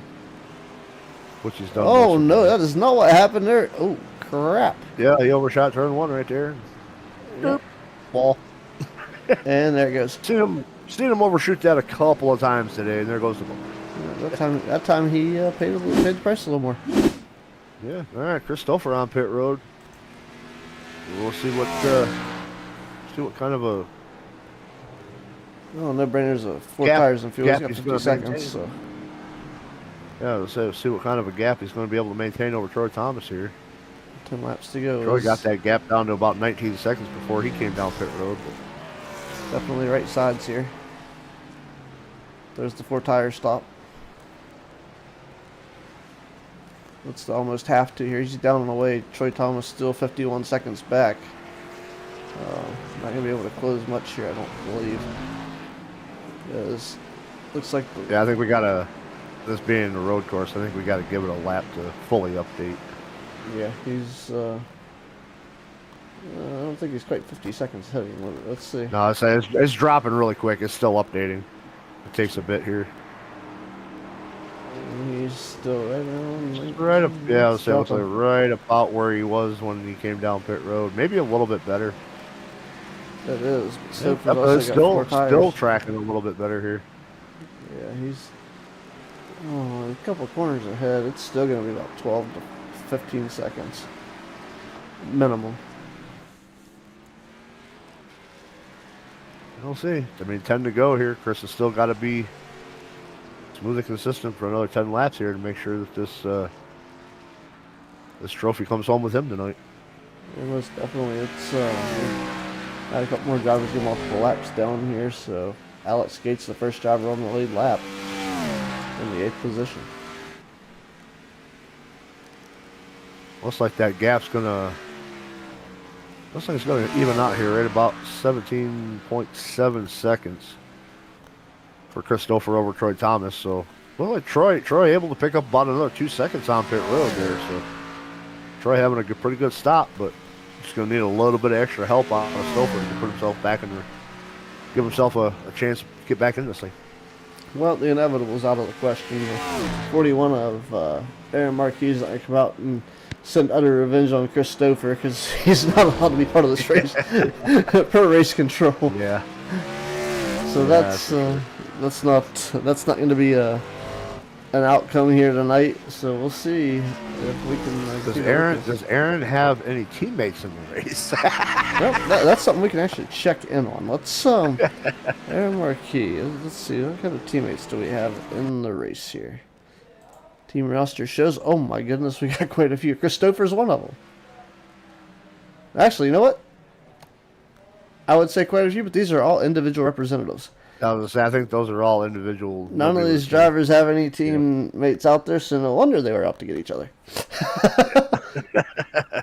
So, and Aaron Rowland is actually part of, I believe, LG Power Sports. So I will have to get that corrected on my end.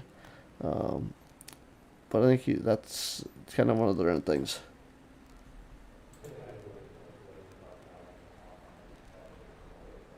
We'll do some research on that here momentarily. Camera back on Christopher here. Let's do a little Discord check-o here. We'll go down to the LG Power Sports group. And Cody Benelli and Patrick Millette are also part of that.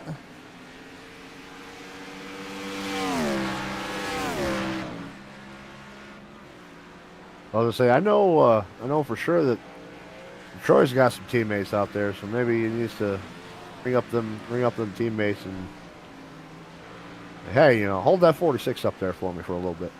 I'll hold him up so we get the chain of the anchor out.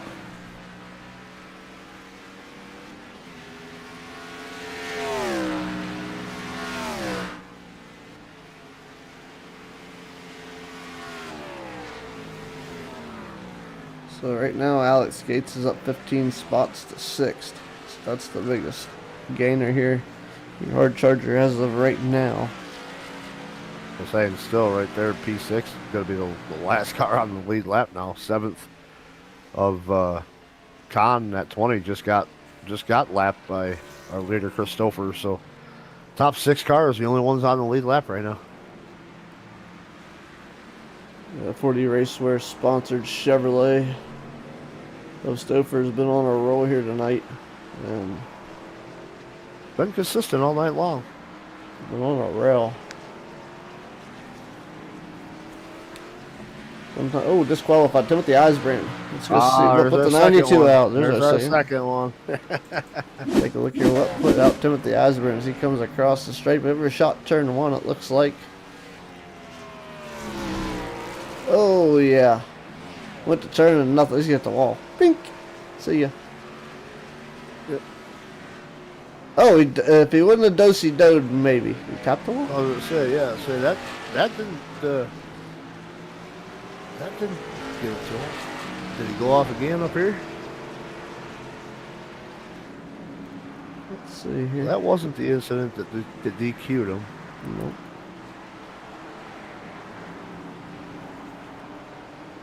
I'm wondering. Oh! He is kicking up all kinds of crap there. Mm-hmm. I'm still waiting. Where is the one that's going to say sayonara, see you later? It's right here. Thought maybe he got an off track. Oh, right there it is. Oh, no off track there either. I see Patrick Millette getting a black flag.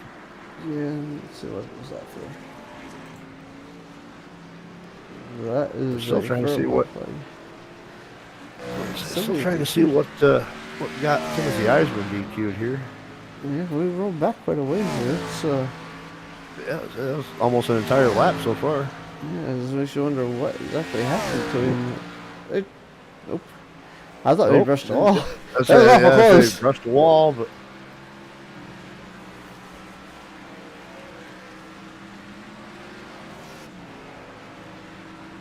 So far through the bus stop. I'm still at 7 laps to go, so we got there time. clean. Man, he went a ways after that crash. I mean, there was nothing else after that. It's just Patrick Millette had a. It's got to be like the smallest thing. Makes it entry there. It's good there. Does he do it again right here?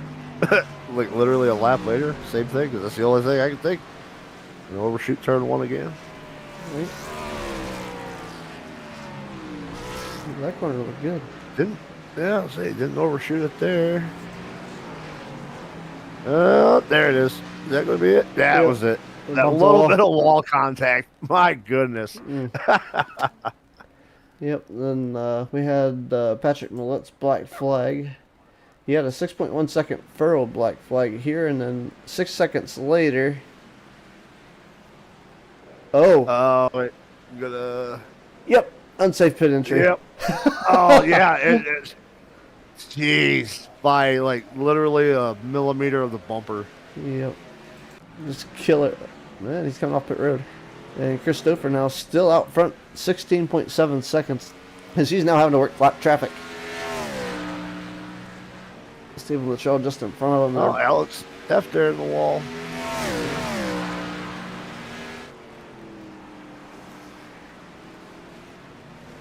You know.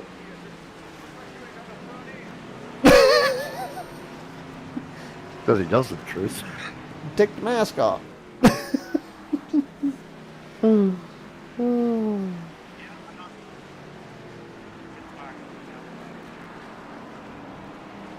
Love listening to the radio during the race. They're definitely putting it out there. If it ain't out there yet, it is now 6 laps to go. Christopher's 46 machine. Yeah, still got about 16 and a half seconds over Troy Thomas. Troy's, still just creeping away a little bit of it, but just not going to be enough to do anything with unless Stouffer makes some kind of a mistake here. Yeah, I don't think he's got many X's against him. I mean, we know he's got at least 4. Yeah, he's got at least 4. That's for sure.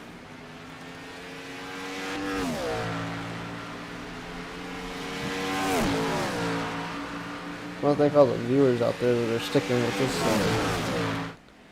That's about 16 for sure. concurrent. Glad that you guys are enjoying this road course style racing. We don't get to do it very often. We're glad to put it out there for you. And once again, thanks to everybody for tuning in Racers Elite Network, Hardy Sports TV on Facebook and YouTube as well. We've had about 7 drivers actually out of this event. Fortunately, that's a very low number compared to what I thought we were going to see.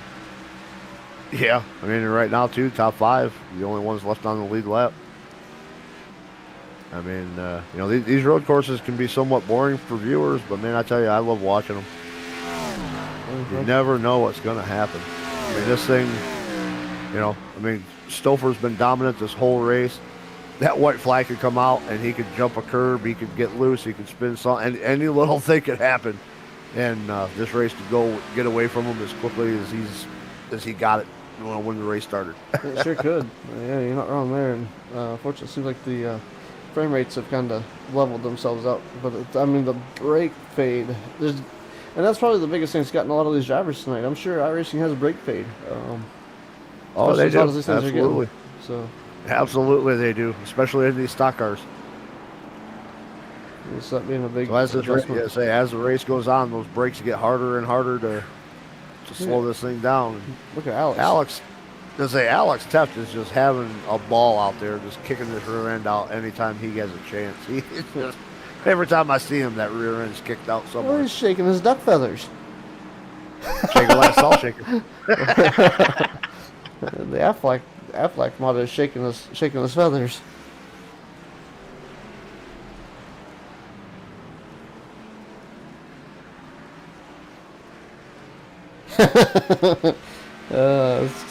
Glad to have you out there in the chat and them as well, John. It's a pleasure. Oh man, yeah, that's awesome, man. That's glad they enjoy it. Man, this is backyard racing at the road course at its finest at Daytona. For sure. From the campgrounds to the grandstands. And Andrew Tefman looking strong here.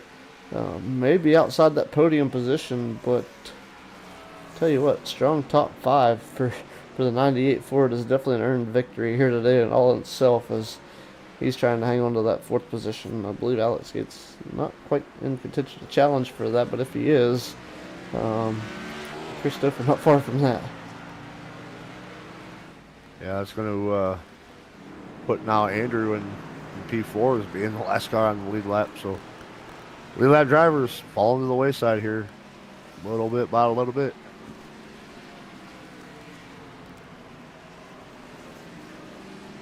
Just trying to catch everything going on here, and Alex Tuft having some issues getting around. Patrick Millette going to pass Kinsley Smith. That's position 12. Or 11, I should say.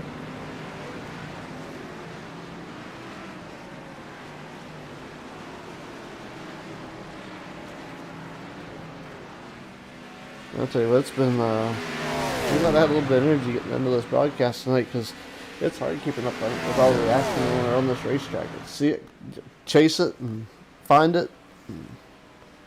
Yeah, for sure. Especially as, you know, guys fall off and fall out.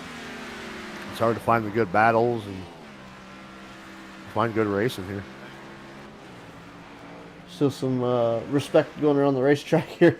It's 4 laps to go after a long day here at Daytona, so some of these drivers still able to find a little bit of character in their soul and a little bit of leniency and patience here late in the going at Daytona.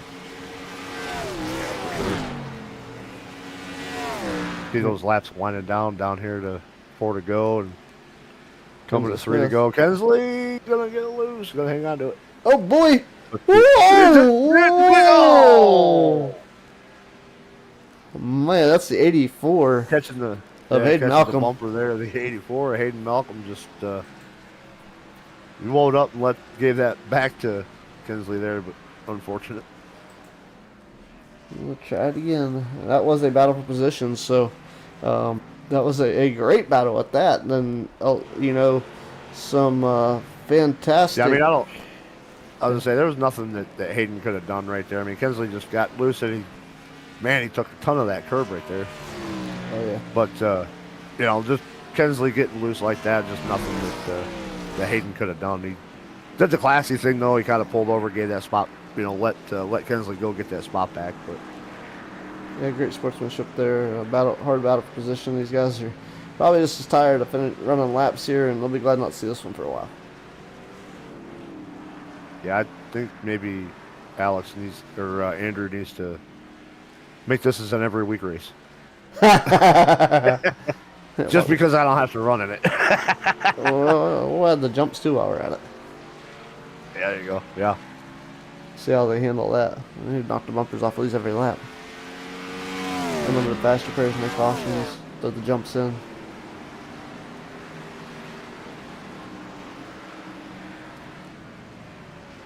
Three laps to go. And I'll tell you what, Chris Stouffer still hanging on to the lead. Troy Thomas is reeling it down a little bit, but I think Chris is playing more air to the caution right now. Where's the 46? He's almost coming back to the start-finish line, coming to 2 to go. Yeah, coming out of turn 4 here, they're going to hit this front stretch chicane. Get through there, coming to 2 to go. I think that gap's just a little too much for Troy Thomas. You know, like I said again, unless Stouffer makes some kind of a massive mistake here in these last 2 laps. Yeah, there's 2 inevitable options here. Option number 1, Chris makes a huge mistake that for some inevitable reason he exits out of the race. The kid walks over and goes, "Dad, you're done racing," hits the X button, and iRacing closes. Race control comes in and says, "Due to the incident with the 41, we're terminating your race win." Troy Thomas to victory lane. Anything short of that, Chris Stouffer should be your race winner. We'll see. As 2 to go tells it, maybe he'll run out of fuel. No, I think he's going to be fine on fuel. Well, he could have a hole in the gas tank. Yeah. Pinhole in a fuel Get line. one of those pebbles. Get one of those pebbles that got kicked up on the track here. Put a little puncture in the fuel tank. A little bit of a leakage. Yeah.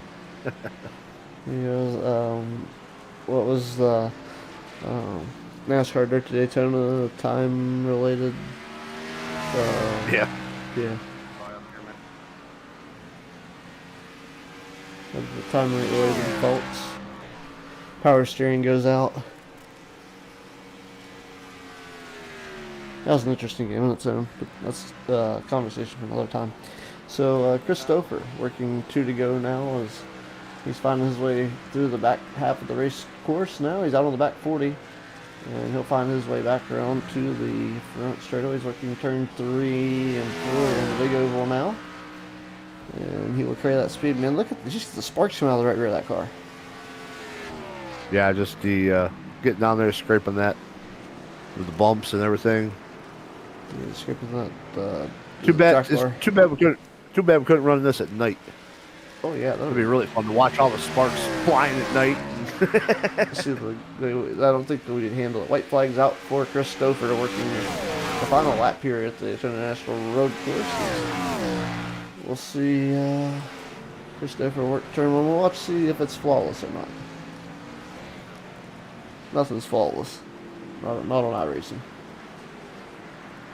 There's always something you could do better.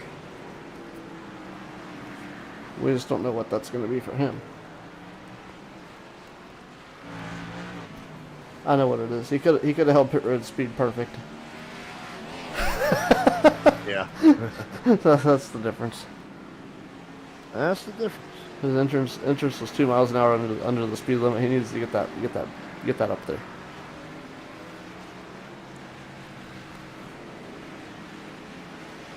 That's my problem. My dirt cars, everybody tells me I'm too cautious. Like, you ain't the one paying for it. Exactly. I said, you write me a blank check and we'll talk. Yeah. They Stouffer back out onto the NASCAR oval part of it now. All but done now. He's just got to make it through that back stretch chicane and that front stretch chicane. He's going to bring home the win here. Yeah, it's been quite the race. It looks like everybody kind of, oh man, the 8 of Ecker's around. Let's see. He's trying to go on the dosey. Oh, well, it's tough. Gonna sneak by and obviously not for position here. So you're gonna get situated.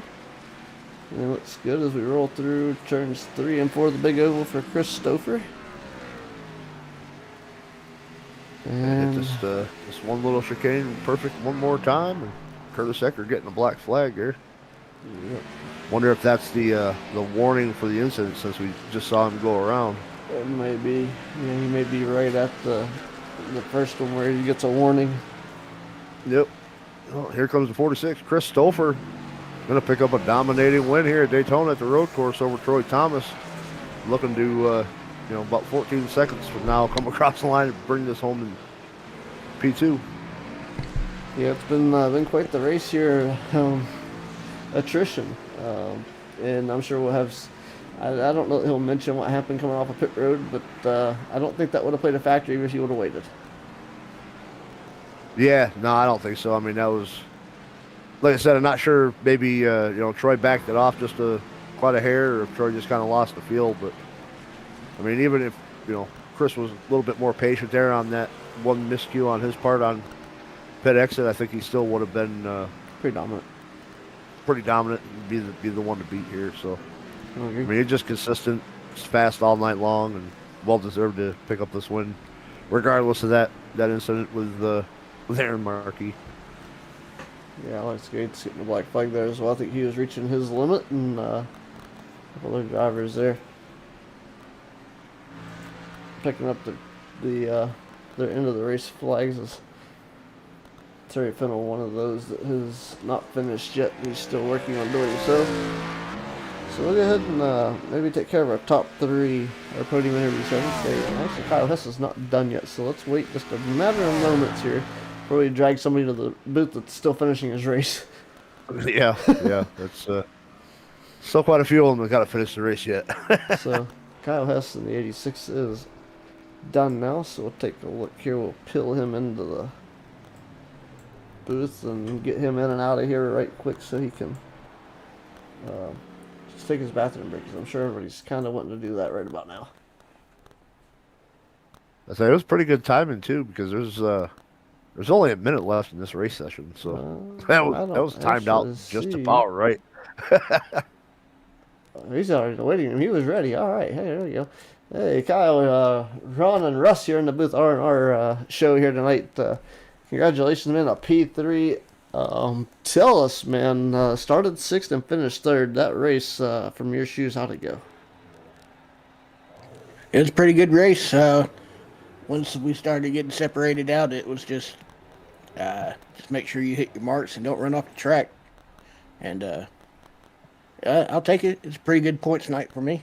So That's a fantastic podium for the number 86 Chevrolet, and I'll tell you what, man, 3 Chevys on the podium. Usually it's teammates and whatnot, but man, tonight's 3 Chevrolets. A great night for Chevy to represent. A lot of Chevys out there, but a good night for the 86. Rush, any questions or anything for Kyle?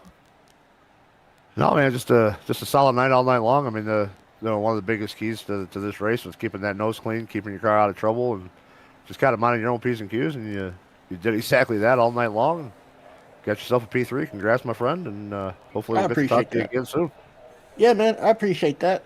Yeah, there's really not much to talk about. It's just kind of once we got separated, it's just keep it on the track. So I wish I could talk about more, but I can't really.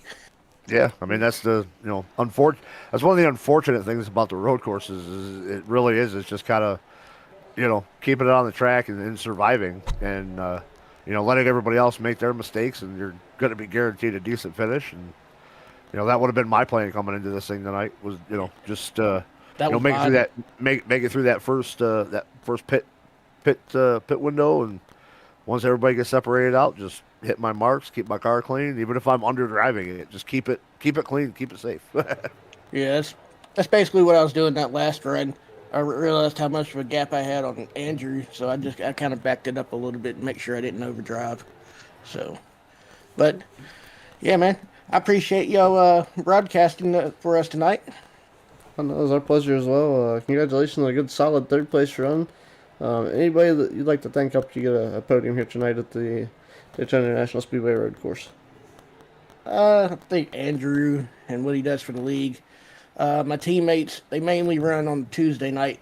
They watch streams every once in a while from High, Wide, and Handsome, like Philip Rowan, Frank Chavez. Let's see. There's a couple more of them.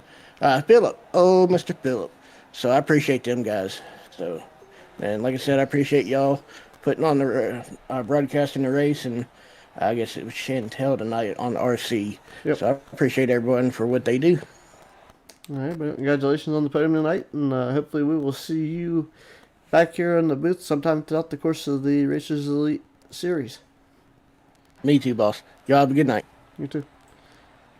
Kyle is picking up 3rd place finish there, and he is on his way out the door, as I'm sure he's got some stuff to take care of. So we're going to talk to Mr. Troy Thomas as he rounds up the 2nd place finish tonight from 2nd place. So a good run, Troy. You were able to kind of maintain your ground, and you had the lead for a moment, and Chris didn't necessarily want to see that happen. So it was a very interesting moment of the race, and key factors to help you pick up a 2nd place finish. I just made too many mistakes, so that was on me. So it's a fun race, a long race. So, but yeah, good win, good job for Chris. So he earned it. Ain't no doubt about that. Yeah, that was a good run. Rush, got anything for Troy? Well, I mean, I talked to you quite a bit there before the race, and talking just a little bit of strategy. I mean, I picked you to win this thing. You let me down. I know. I'm a loser. No, it just a heck of a run from you. I knew you were going to be one of the top competitors here tonight. Chris showed up, apparently ready to run and got it done. So, but I mean, a P2, nothing to cough at. A good points day for you, and hopefully you get a little bit more of those. I know your luck's been kind of crummy lately across just about everything you run here. So yeah, everything but Sunday. I was saying, gotta at least feel pretty good to get yourself a podium here. Oh, absolutely. I was going to be happy with the top 5. Yeah, there you go, buddy. All right, well, anybody you'd like to thank help you pick up a podium finish here tonight, Troy? Thank you guys for putting this on, Andrew, for everything he does for the league. The league day, about every day of the week anymore. My teammates, Truth, Terry, Barry, Aaron was in there tonight. Part-time teammate, Rush, right there. I hope we put on a good show, and my wife for letting me do this. So everybody's watching, so just thank you. Speech. Hey, I had to give you something. Russell put you down. I had to give you something, Troy. Well, buddy, congrats on the runner-up, and hopefully we'll talk to you in the booth soon. Yes, sir. Yeah, but All right, Chris Stope for picking up the race win here, and we're going to bring him in. Chris, congratulations on a outstanding performance here tonight at the Road Course Daytona International Speedway here. It's man, what a show you put on, and man, it was a great race and fun to watch from up here in the booth. Oh, thank you. I appreciate it. Certainly wasn't easy. It was a tough race. Trying to keep the car under me all night, and me and was Troy had a really good battle there at the beginning of the race, and after that first round of pit stops, somebody came off and then checked up to let him go, but I don't think they realized I was right behind him in a battle with him. So we got together, but I mean, other than that, I was happy to finally get the breathing room and just be able to kind of just put in cruise control. Yeah, cruise control is a big key for you tonight, and to start, hit quick time and give you a good starting position, optimal starting position here. The other thing to worry about, it's the hardest part about this is starting on the pole and then you rushed off into a tight turn one, and just hope that everybody hits their braking points and gets checked up before you get through the exit. You're exactly right. Only thing you can control at that point is the controllables, and that's what, the controllables are only whatever, you know what I mean? And so, yeah, I just made sure to get through turn one. Luckily, we all made it up there up front. We made it through turn one. I don't know what happened behind us, but I was just focused all night on hitting my marks and everything. I'm used to this track from running the Daytona 24, but having that chicane on the front stretch there right before the start finish line, it took me a while to figure out the braking point for that, and after I got that down, I felt more comfortable with it. But this car was a lot to handle tonight, that's for sure. Russ? yeah, no, man, you just solid night all night long, and the biggest thing, any road course, just keeping the fenders on it and running your own pace. Once you and Troy had a really good battle between the two of you there for that first stint, and the biggest thing, like I say, just keeping that nose clean. And once you were able to get that little bit of a gap on Troy, just got able to run your own pace and put it in cruise control, like you said, and just a really solid night overall. Congrats on picking up the W here. Yeah, my hat's off to him. I mean, it's that whole first stint, he was right there, right behind me, and it kept on going back and forth. The gap did. So, had he not made the mistake, I know it would have been really close, and would have put a lot more pressure on me and possibly caused me to make bigger mistakes than I did. Made plenty of mistakes, but I kept them, small enough that I was able to keep the car on track and just bring it home. Yeah, that's the biggest thing, just minimizing those mistakes and hopefully, kind of just relying on everybody else to make their own. So, good job here tonight, and obviously you controlled those mistakes the best. Thank you, I appreciate that. Okay. Well, anybody like to help you pick up a win here tonight, Chris? Well, yeah, I'll thank 40 Racewear for a sponsor. They've got excellent boots and other gear, so check them out if you're interested in that stuff. I got a pair of the 40 boots, and I use them every race now. So I really like them. Also, my kids, thanks for letting me do this, and not making too much noise in the background, all that. And then it was a fun race. It was tough. I'm really tired now, so I'm gonna go take a break. I understand that was a long race and a lot of laps here. 45 minutes seemed like a lot, but we got a lot of corners here and a lot of takes a lot of focus to be able to do what you did here tonight. So congratulations on the race win, a great victory, and let's go celebrate with the family that allowed you to do this and pick up the race win and show out here the Racers Elite. Yeah, I appreciate it. I feel like I need to go take a shower now. I'm sweating so much, but yeah, it was tough. A well-earned one at that. Thank you. Alrighty, Christo, for picking up the race win. We got our top three up there. We'll take a look at things here, but I want to thank all the great sponsors that help Andrew Tuff with this league on here with the Racers Elite. and for allowing myself, Russell, and multiple other simulcasters to come out and do the broadcast for Racers Elite each and every week, as he's got a lot planned and scheduled here, and you can almost see it here almost every night. So there's a few nights that you don't have things going on, but he's got family too, so we'll let those go. We can't be here every night, so we really stress our equipment out. Anyway, gives it a break.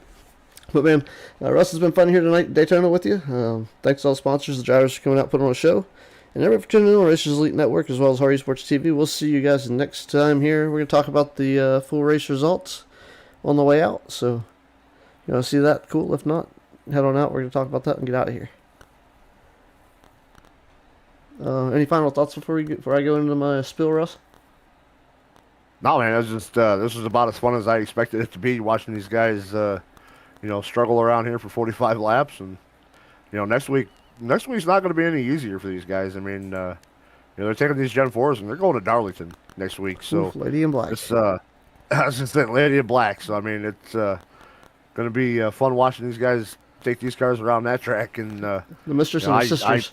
I personally hate Darlington.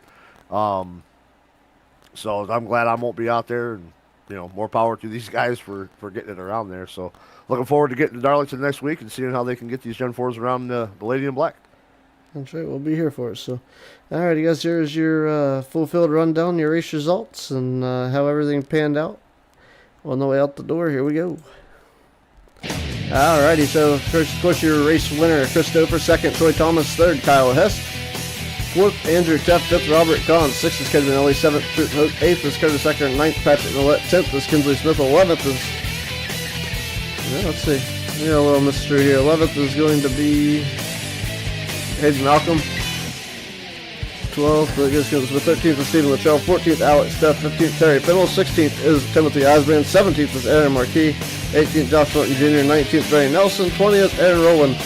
21st, Corbin Scott in. Running out your field, 22nd, Dennis Kane is here at the Daytona International Speedway. Hayden Malcolm, your hard charger, up 9 spots. Christopher led almost all but 1 lap, so 44 laps he led. Fastest lap, Troy Thomas, a 1 minute 55.801 second time for the Misfits crew. No cautions, of course. We had 2 different leaders and 2 lead changes on 45 laps, and Christopher was also your pole sitter. So with that being said, thank you guys for tuning in. Thanks for checking out Racers Elite with the Gen 4 Cup Series, and we will see you guys next time. For myself, Ron Piles, and Russ Martin Jr., we will see you next week here with the Racers Elite Network.